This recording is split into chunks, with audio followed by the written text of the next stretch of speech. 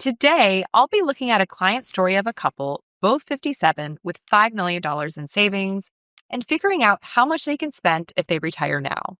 If you're new to the channel, I'm Julia Lepka, certified financial planner, and over my years helping high net worth clients plan for early retirement, I've developed specific methods to determine optimal spending levels that preserve wealth while maximizing lifestyle enjoyment. And that's exactly why I'm making this video today, to show you how much you can safely spend with $5 million at age 57 and ensure your money lasts throughout a potentially lengthy retirement. Throughout this video, you'll be able to see just how impactful seemingly small decisions are on the success of a financial plan and your ability to spend more than you might think in retirement. I'm going to use both the Monte Carlo and the modern guardrail-based software, so be sure to stay through to the end of the video. Let me introduce you to Paul and Lynn Price from Florida, both 57, and they want to retire at the end of this year. Combined, they have roughly $5 million spread across 401ks, Roth IRAs, and taxable investment accounts, accumulated mostly through a highly successful career in finance. Having built exceptional wealth, they are now contemplating early retirement, but they're struggling to determine how much they can safely spend annually from their portfolio. So despite their impressive savings, they're overwhelmed by withdrawal strategy options and concerned about making their money last through potentially 35 plus years of retirement.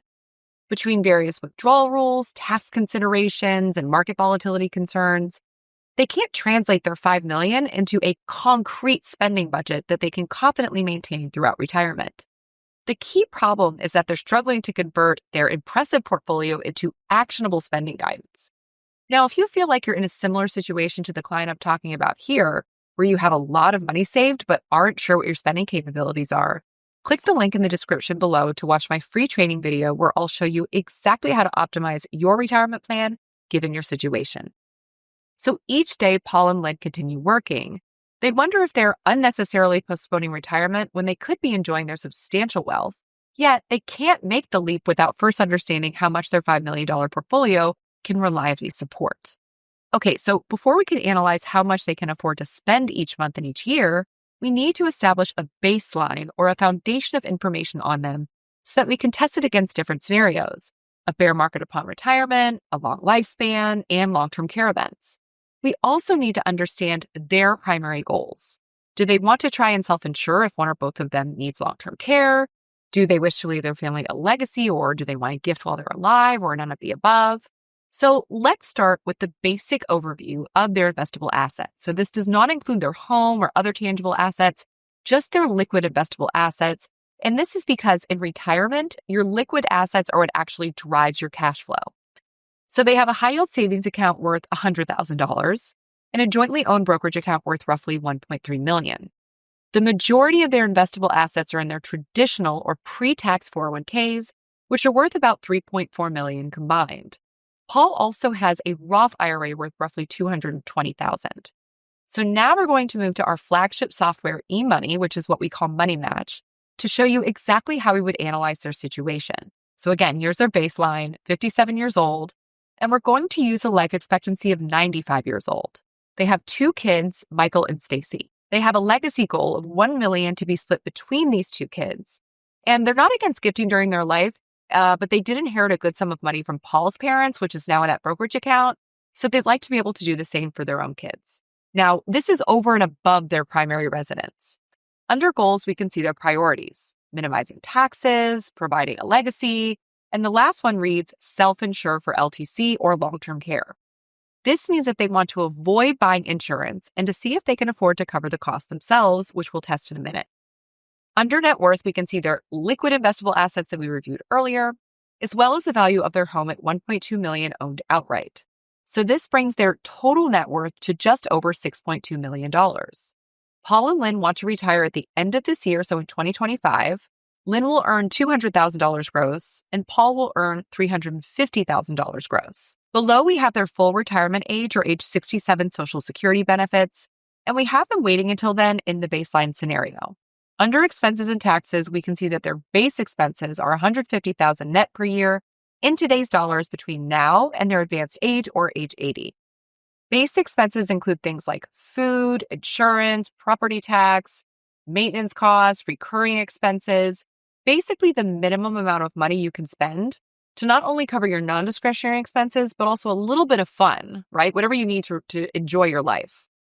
We're accounting for health insurance in here at $2,500 a month combined, or $30,000 per year, indexed at 5% inflation until their age 65. They may qualify for ACA credits in certain years depending on their tax strategy, but we're not going to assume that they're going to have any credits whatsoever. We're just going to assume that they pay full freight. And I just want to let you guys know, every time I do a case study video, I get, several comments below saying, what about health insurance? What about health insurance? There's no magic bullet here, okay? You either have a plan through your employer, right, that you might pay a lot for, but it's really good coverage for a certain amount of time. You might go for a catastrophic plan like MediShare to lower the premiums, or you're going to go on the health insurance exchange and you may or may not have an ACA credit, right? So there's no secret here. You're going to be paying a lot for insurance most of the time when you retire prior to 65. It is what it is, but I am accounting for it here in this $2,500 a month. Okay, moving on to advanced age spending. Recognizing that expenses naturally follow as you age is important because there comes a point where you just can't spend what you did when you first retired, and this is usually around age 80 to 85 years old. This is otherwise known as your slow-go or your no-go years, where expenses reduce to about 70 to 75% of your early retirement spend, which for them is $112,500 in today's dollars. The software will inflate these expenses at 3% per year. Underneath other goals and expenses, we can see their time-bound discretionary goals like go travel at $35,000 for the next 15 years inflated at 3%, slow-go travel at $15,000 per year for the following 10 years inflated at 3%, Michael's wedding gift of $20,000 in 2030. And these are just estimations for their kids' weddings, right? They don't know when it will happen, but they want to have the money set aside, and $30,000 for Stacy's wedding in 2032. This software also accounts for federal and state tax, but since they live in Florida, it will only calculate federal tax. They do not have life or long-term care insurance. Okay, now that we've covered the baseline, we're going to run several Monte Carlo analyses to determine if they are able to retire next year as is, and if not, what they need to do to get there. A Monte Carlo analysis is the best way to test the success of a financial plan. Simply put, the computer takes 1,000 different stock market scenarios between now and Dan and Kathy's life expectancy. A third of the scenarios use above average stock market performance, a third use average market performance, and the final third uses below average market performance. The computer then takes your baseline of information, which is everything we just went over, right? Age, life expectancy, investments, income, expenses, goals, etc. And it runs it against all 1,000 of these stock market outcomes, giving us a percentage of likelihood that you will make it to your life expectancy without running out of money. We're looking for a score of 80%. Later on, we'll look at the modern guardrail-based plan, and now it's time to look at the Price's current portfolio to determine how much they stand to lose in a major bear market, because we really need to make sure that they can withstand that in the first 5 years of their retirement without running out of money, in their mid-80s or early 90s. Okay, here we are in Riskalyze, and this is software that can quantify exactly how much risk you're taking, and it scores portfolios from 1 to 100, 1 being cash, CDs, fixed annuities, basically any investment that can't lose value. The S&P 500 itself is a 72 out of 100, and Bitcoin or an individual, volatile stock would be 100. When Paul and Lynn took the risk tolerance questionnaire, they scored a 42 out of 100, which indicates that they are conservative to balanced investors. They're also nervous about losing a lot of money up front in their retirement, which influenced their answers as well. However, we can see that their overall portfolio currently scores a 60 out of 100. Their asset class breakdown is 69% stock, 26% bond, and 4% alternatives, which for them is gold. You'll see here that I did include everything but their $100,000 high-yield savings account, as that is their emergency fund. You can also see that each separate account has its own risk score, and I order them from least to most aggressive. Under the overall score of 60, we can see that their average annual return is 8.32%. Their dividend is 1.9, which is kind of low for retirement, and their expense ratio is very low at 11 basis points or 0.11%. Now, this is great information, but the real question is, with this specific investment allocation, what do they stand to lose if we go into recession next year or their first full year of retirement? Under stress tests, we can see several scenarios and their outcomes, but I want to focus on the third scenario, the if a financial crisis were to happen again. This models what occurred between October 15th of 2007 and March 2nd of 2009, where the S&P 500 lost 53.1% of its value. If that occurred again, Paul and Lynn would lose 40% or roughly $2 million of their $5 million. This information is crucial because we need to ensure that they can succeed even in the worst case scenario. Okay, with this information, let's go back to our flagship software and start running some Monte Carlo analysis to see how much they can afford to spend each year in retirement given their goals. And to refresh those goals, they want to spend $185,000 per year, including the $35,000 spent on travel, right? Years 1 through 15 of retirement. Then their travel will go down to $15,000 for the following 10 years of retirement. But keep in mind that if they have a low chance of success and we run solutions on the spending, they're only going to affect the 150 base spending. None of the, discretionary spending will be changed, so the adjustment will be on that 150. They also want to leave each of their kids at least $500,000 at the end of their life, and they're hoping they can self-insure for long-term care. Again, we're looking for a score of 80%. You can see the percentage of success down here and the total portfolio assets left here. And now it's time to stress test some scenarios. We can see here that if they live to age 95 at their desired expenses, and there's no major bear market upon retirement, they have a 99% chance of success. This means that 990 of the 1,000 stock market scenarios were successful. That's not my concern, though, as most of our clients will be okay if they can avoid a recession in the first 5 years of retirement. We need to make sure that Paul and Lynn can survive that. Okay, so if they lose 40% next year, and we can see that right here with this big drop, their chances of success go from 99% all the way down to 70%.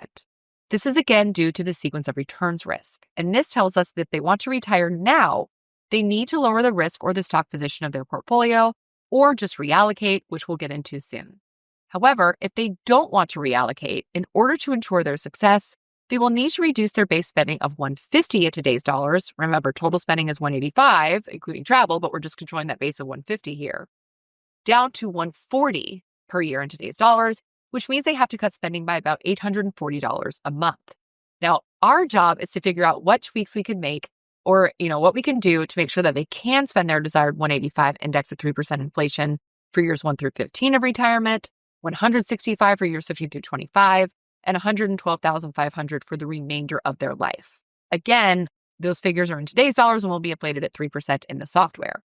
So the first thing we're going to do to help them retire now is to reallocate their portfolio for the first 5 years of their retirement. So this doesn't mean that they need to keep this allocation, for the life of their retirement.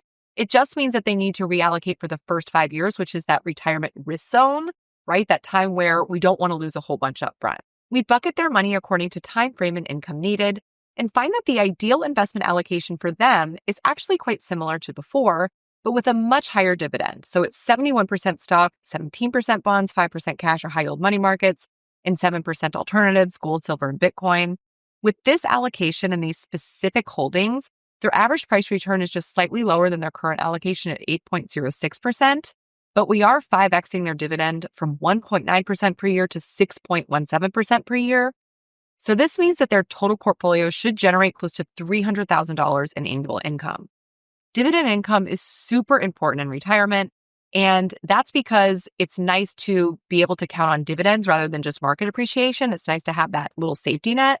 And it also doesn't mean that you have to give up growth potential. So there's a lot of old arguments where it's like, oh, I have to buy, just stocks on the Dow Jones and that's how I get income. No, there are a ton of brand new monthly ETFs that offer amazing income that are tied to literally every sector of the stock market. So do your research if you have not done that yet.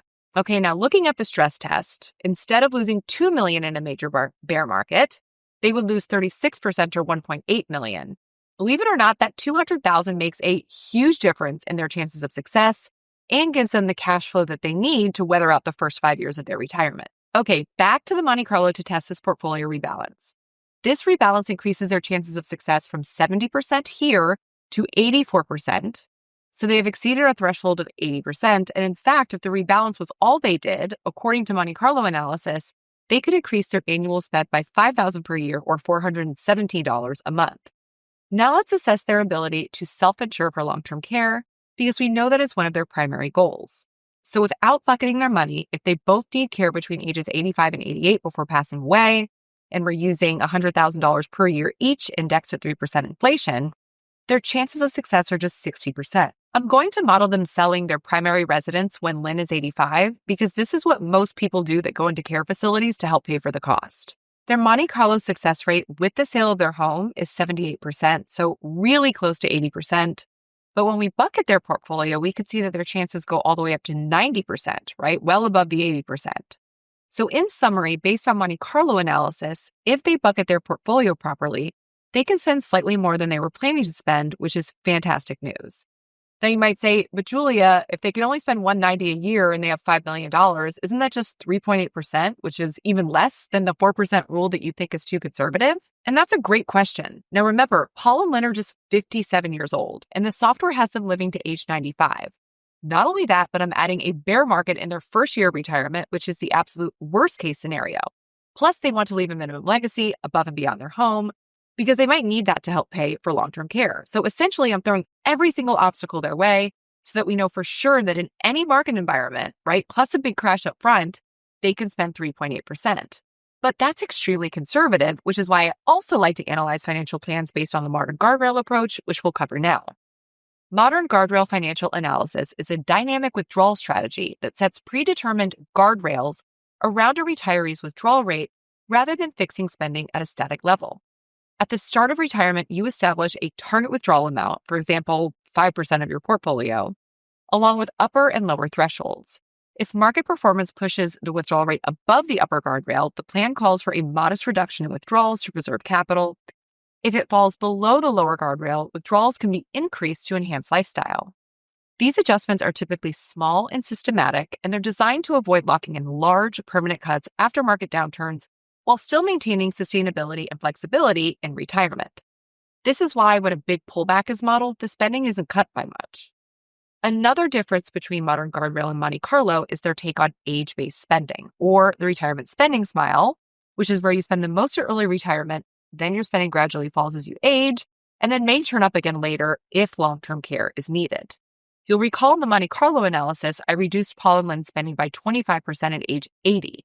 So in this software, the decreases are based on a wide range of research into retirement spending patterns, with decreases actually happening more often at lower rates than I use in the Monte Carlo, more often meaning every year the spending decreases a little bit. So essentially, modern guardrail theory is a lot less conservative than Monte Carlo. And I like to run both of these because I want you to have a worst case and I want you to have a more realistic case, and you can, go with the more realistic case or meet somewhere in the middle. All right, so let's get into it. Here is the dashboard where we can see the projected balance in January of 2026, which is their retirement dates, as well as their portfolio guardrails, which will merit either an increase or a decrease in monthly net spending. This is net spending or after tax. Please note that the 4% rule is based on gross spending. Okay, including their time-bound or their variable expenses, Paul and Lynn can comfortably spend $19,349 per month or $232,188 per year. Gross, they can spend $21,148 per month or $253, a little over $253,000 a year, or 5.1% of their net worth. So that's pretty great for a 37-year retirement. Going back to net, which is what we really care about, we can see that if their portfolio grows to almost $8 million, they can increase spending by quite a bit to a net $28,188 per month. But if their portfolio drops to $2.9 million and change, they'll have to reduce spending to $18,607 per month. And we can see here that even in a crash scenario, this is much more than they wanted to spend. And they are now thrilled to understand their guardrails and their spending parameters so that they know exactly how much to retire if they do next year. Now, if they need long-term care between the ages of 85 and 90, so I've added on 2 more years here, they will need to reduce spending by roughly $12,000 per year or $1,000 per month to start. And that is to be able to self-insure and to leave that minimum legacy. And we can see these guardrails here. So again, this is still more than they ever wanted to spend, even under duress. And we will run these guardrail reports and Monte Carlo reports every year as life changes, spending changes, etc. Understand that reviewing and maintaining your financial plan is crucial to your success. So now that you've seen what $5 million can provide for someone retiring, or a couple rather retiring at 57, you can better understand the incredible spending flexibility that comes with having a lot of assets at an early retirement age. If you would like help planning your own early retirement, click the link in the description below to watch a free training video that I provided that shows you exactly how to maximize each aspect of your financial plan. And I'll see you next time.